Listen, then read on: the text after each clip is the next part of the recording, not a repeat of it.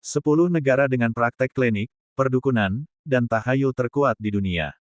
Secara terminologi mitos, legenda, adat, budaya, dan tradisi memiliki makna dan tujuan sosial yang baik. Namun setiap individu memiliki emosional dan kebutuhannya masing-masing.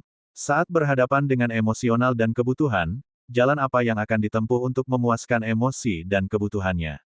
Paling aman dengan mengikuti budaya, mitos, adat, dan tradisi. Dalam ekspresinya jenis, sarana, dan keragaman bentuknya cukup kompleks. Terminologi klinik adalah istilah dalam budaya Jawa dan Indonesia secara umum yang mengacu pada hal-hal gaib, mistis, atau supranatural yang berada di luar nalar atau logika umum. Praktek klinik sering mencakup perdukunan, jampi-jampi, susuk, pesugihan, guna-guna, santet, pelet, dan sihir.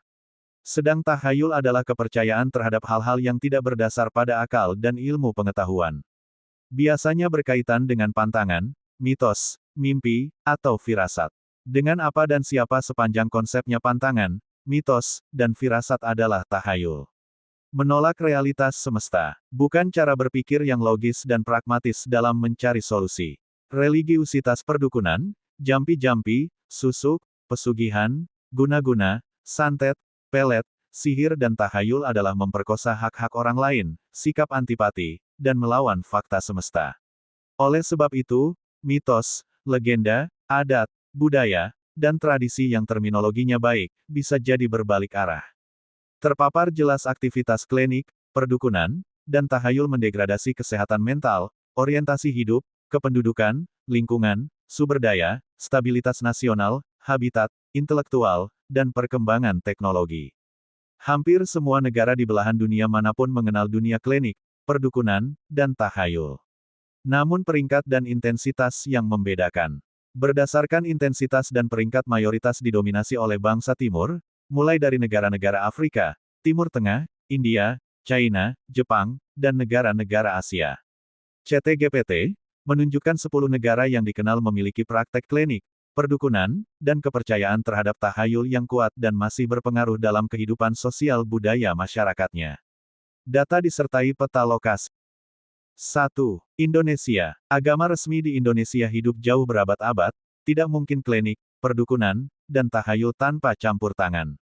Perkembangannya justru semakin pesat. Contoh, kepercayaan batu akik kecubung dipercaya membawa kewibawaan, ketenangan batin, pengasihan, dan daya spiritual dikenal sejak zaman Singosari, Majapahit, dan Mataram tahun 1755.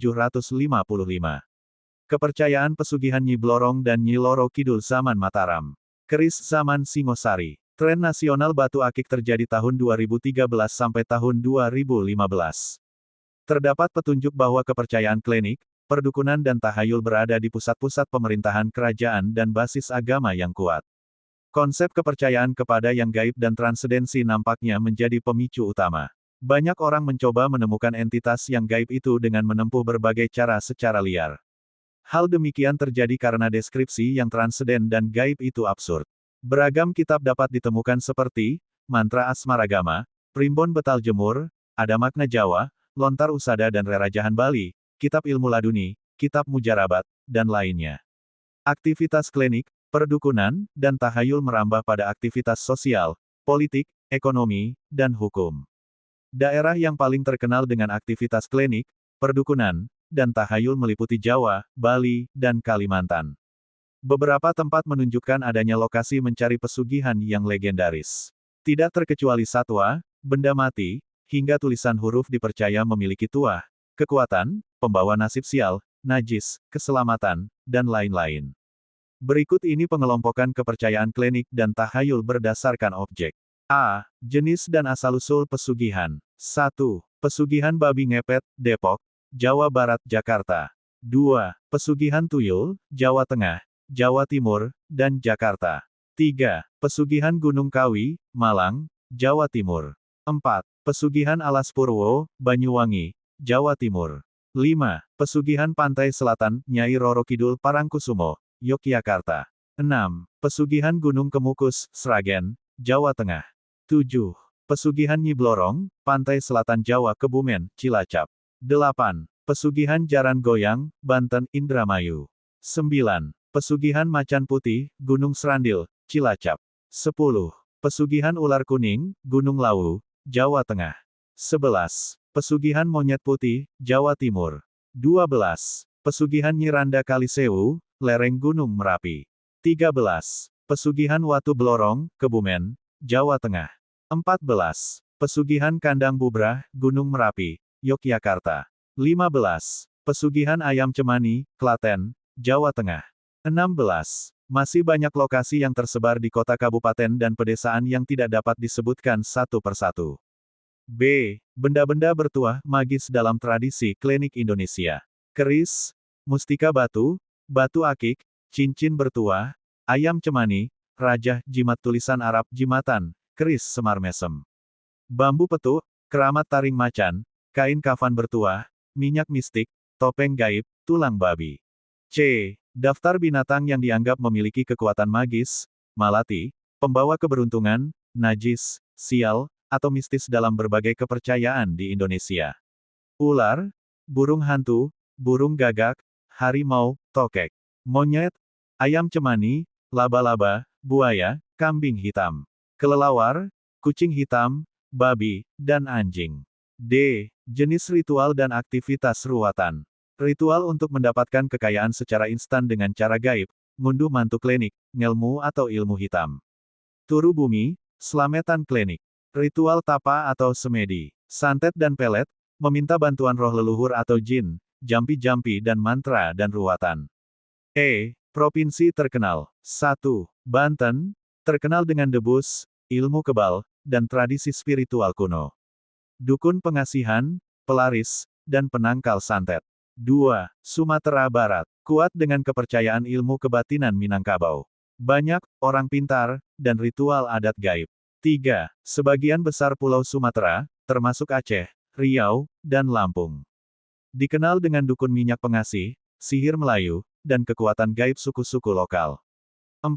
Jawa Tengah dan Jawa Timur, termasuk bagian tengah Pulau Jawa. Pusat pesugihan seperti Gunung Kemukus dan Alas Purwo. Ritual pengasihan, santet, teluh, susuk, dan ruwatan. 5. Bali, tradisi leak dan pemanggilan roh leluhur. Budaya mistik Hindu Bali menyatu dengan praktik spiritual sehari-hari. 6. Sulawesi Selatan, dukun Bugis dan Makassar, termasuk ritual pelaris dan pelet. Kepercayaan gaib bercampur adat suku. 7. Nusa Tenggara Timur (NTT), praktik suanggi, ilmu hitam santet, dan tumbal keluarga. Kasus tuduhan sihir di beberapa daerah pedalaman. 8. Papua, kepercayaan suku asli terhadap roh alam dan dukun adat sangat kuat. Ritual pengobatan spiritual masih digunakan secara luas.